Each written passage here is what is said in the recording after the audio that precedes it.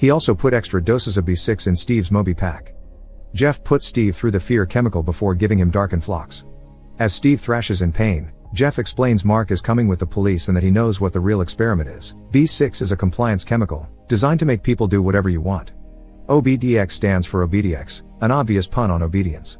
Even while in pain, Steve thinks B6 could be used for the greater good.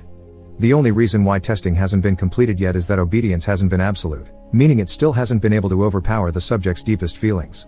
Steve also confesses both Jeff and Lizzie had already finished their sentence days ago and never told them. Angry, Jeff pushes Steve's head on the table and forces him to use his fingerprint on the control to open the front door, that way he can escape and tell the world about Heather's death. On his way out, Jeff notices Steve taking out a knife and orders him to give it to him. However, Steve is able to ignore the direct order even while on the effects of the extra B6 dose. The chemical isn't strong enough to overpower real feelings, and like Steve told Jeff the other day, this project is his one true love, so he'll defend it with his life. Steve hits Jeff and steals the control to give Lizzie 4 doses of darkened flocks, which immediately makes her go crazy. Jeff attacks Steve, making him drop and break the control in the ensuing fight, but by pushing him against the wall he also breaks Steve's Moby pack.